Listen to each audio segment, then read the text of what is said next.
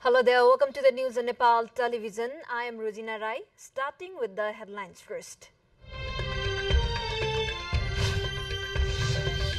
Candidacy registration for chairmanship of 10 thematic committees under the House of Representatives underway, election to be held tomorrow. A gunman kills 3 black persons in a racially motivated attack in Jacksonville of United States, also shoots himself to death. Japan government says no radioactivity found in feces living in treated water of Fukushima nuclear plant, adds fishery products safe to be consumed. And Manchester United steals a 3-2 comeback win over Nottingham Forest at Old Trafford in Premier League.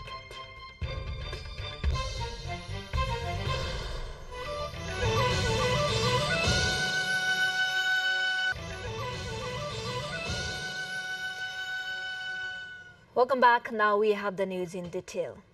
Candidacy registration is underway for the leadership of the 10 thematic committees under the House of Representatives. The election of the chairs of all 10 thematic committees has been fixed for 3 p.m. tomorrow afternoon. The registration that began at 11 a.m. will continue till 4 p.m. according to Parliament Secretary Padma Prasad Pandey. Secretary Pandey added the name list of the candidates will be made public today itself. The proposals received for the committee presidents shall be tabled at the concerned committees tomorrow. This time out of the 2 joint committees and 10 thematic committees under the House of Representatives, with the ruling party Nepali Congress has claimed 4 seats: CPN Maoist Center 2, CPN UML 3, CPN Unified Socialist 1 and Janamat Party 1. The process of selecting the leadership of the parliamentary committees has been launched 9 months after the election of the House of Representatives. Now to the further development, a mobile app named Mero Sathi Posan has been launched today to impart necessary health-related information and nutritional facts to expecting mothers and children below 2 years old. Minister for Health and Population Mohan Bahadur Basnet has launched the app amid a program organized in Kathmandu earlier this morning amid the presence of expectant mothers, new mothers and newborns. Minister Basnet has emphasized on why the app has been designed and how it will help number of pregnant women and new mothers by providing correct guidance to nurture their offspring in a healthy manner and prevent potential chances of malnutrition. This digital mobile app has been designed to provide caregiving information about health and nutrition behaviors, as 73.2% of people have access to mobile phone in the country. Also, this app has aimed to help people at various stages of life, such as pregnancy period, breastfeeding and caregiving child below 5 years of age, adolescents and the old age. This also enables people to access information about health and nutrition service delivery centers in their surroundings areas in the country. This app has been developed by the Nutrition Section, Family Welfare Division, Department of Health Services and Ministry of Health and Population under Government of Nepal. Now we have weather update. The weather across the country is gradually improving from today, with a continuous rain likely to stop from today. The Department of Hydrology and Meteorology added, however, there is a possibility of light to moderate rain, windstorm and a few places of Madhes and Lumbini provinces this afternoon. The department added the axis of the monsoon is now located at the north than average. Most parts of the country witnessed incessant rain owing to impacts of effects of low pressure system and a new weather pattern. We still have more updates on the side. Stay with us. Time for a short break. Welcome back. You are on Nepal Television News. Now we have remaining updates, and that is from International Front Line. A gunman killed 3 black people in a racially motivated attack, then killed himself in Jacksonville, Florida, the city's sheriff said. The man, described as white and in his early 20s, entered a Dollar General store and opened fire, triggering a standoff with police. Sheriff T.K. Waters said 2 men and a woman were killed by the gunman, who wore body armor and left manifestos. Mayor Donna Dagan said it was a hate-filled crime driven by racist hatred. The sheriff said the shooter, who has not yet been officially named, carried a lightweight semi-automatic rifle and a handgun. He is believed to have acted alone and allegedly wanted to kill himself.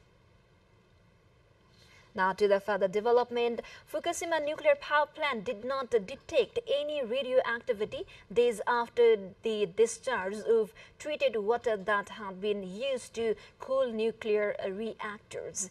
The East Asian nation on Thursday started releasing water from the wrecked Fukushima plant into the Pacific Ocean, sparking protest within Japan and neighboring countries and promoting China to ban aquatic product imports from Japan. The Environment Ministry's test of samples taken from 11 points near the plant concluded concentration of radioactive isotope tritium below the lower limit of detection, 7 to 8 becquerels of tritium per liter. It said that the seawater would have no adverse impact on human health and the environment. The ministry will publish test results weekly at least for the next 3 months and will then review the timing of further disclosure. Japan's Fisheries Agency on Saturday said test of fish in waters around the plant did not detect tritium. Zimbabwe's President Emmerson Mnangagwa has been elected to a second term with 52.6% of the vote, the Electoral Commission says. However, the opposition claimed there had been widespread vote rigging, and international observers said the vote fell short of democratic standards. Mnangagwa is only Zimbabwe's second president, and 2017 coup against veteran ruler Robert Mugabe put him in charge. Zimbabweans still face high inflation, poverty, and climate fear. We still have more updates on the side. Stay with us. Time for a short break again.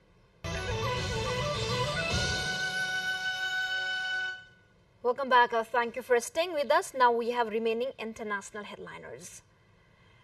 Hundreds of people fled their homes as a flood unleashed by Super Typhoon Sowa swept through mainly rural villages in the northeastern Philippines, rescue officials said Sunday.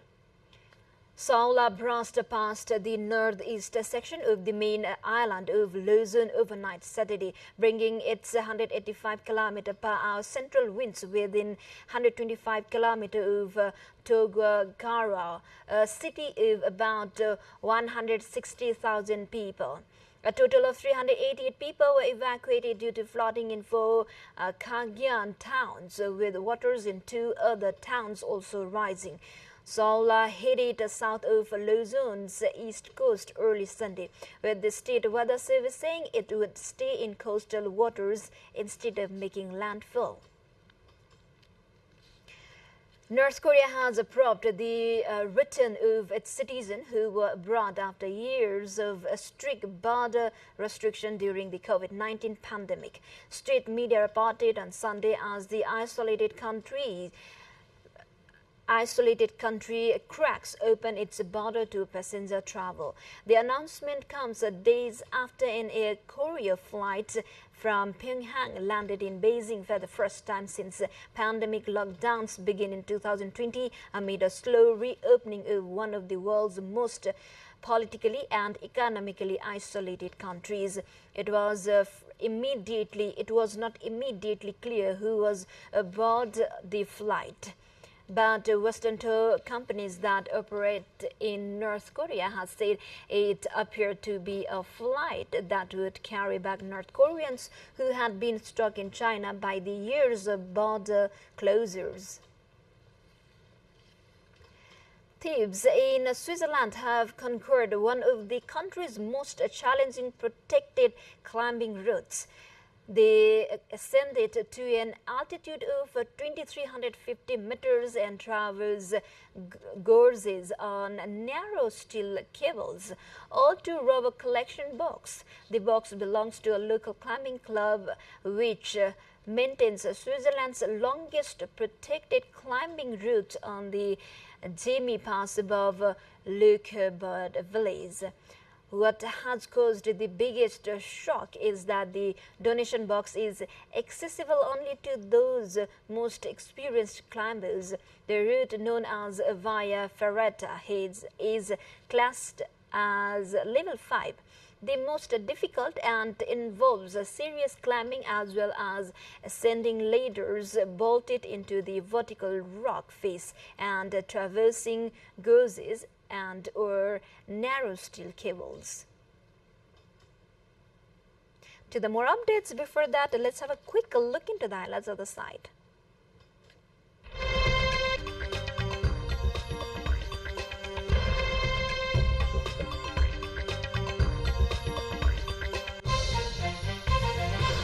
Hong Kong University of Science and Technology has successfully launched a high-resolution optical satellite for research purposes. In a first by a local university, the satellite named ASCII-UST-FYBV #1 had entered its designated orbit for operation at Jiuquan Satellite Launch Center in Gansu Province. It has started sending back the first batch of Earth environmental monitoring remote sensing data, being one of the most advanced civilian satellites. Its data, such as weather temperature, carbon dioxide level, will be used to build a landslide monitoring system for Hong Kong to test the water. It will be applied in land cover mapping, disaster assessment and response, as well as urban planning and smart cities. The satellite data provides a real-time back-to-real detection of the disasters. Now we are moving on to sports.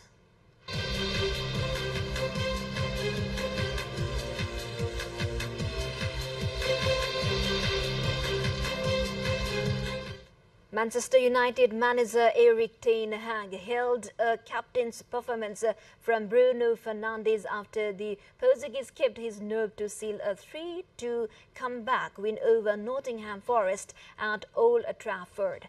Ten Hag backed Fernandes' leadership skill ahead of the game amid claims from some pundits, including Mika Richards, that the 28-year-old is too emotional to make a good captain. The Dutchman was rewarded with an outstanding performance from his midfielder as United fought back to win despite trailing by 2 goals inside 4 minutes. The victory was particularly notable given it was the first time United had fallen 2 behind in a game so quickly in the Premier League era. With the Asian Games just 1 month away, the first group of participatory individuals holding the official Asian Games identity registration cards have started arriving at Hangzhou Xianshan International Airport in Hangzhou, the capital city of Zhejiang province in eastern China. Aggregated foreign nationals to the Asian Games are allowed to enter the exit and the Chinese mainland multiple times between August 24, 2023 and October 23rd by presenting valid passports and identity registration cards, including electronic cards issued by the Hangzhou Asian Games Organizing Committee. A similar arrangement applies to the Asian Para Games from September 22 to November 12, 2023. So far, Hangzhou Customs has successfully handled clearance for over 60 groups, totaling over 170 people for events like a taste equestrian competition, and Asian Olympic Council officials and other overseas VIPs. With this, we come to the end of this news bulletin, but before we say goodbye, quick reminders of the headlines once again. Candidacy registration for chairmanship of 10 thematic committees under the House of Representatives. Election to be held tomorrow. A gunman kills 3 black persons in a racially motivated attack in Jacksonville of United States. Also shoots himself to death. Japan government says no radioactivity found in fishes living in treated water of Fukushima nuclear plant as fishery products safe to be consumed. And Manchester United sails 3-2 comeback win over Nottingham Forest at Old Trafford in Premier League.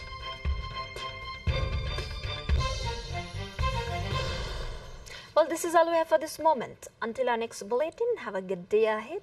Namaste.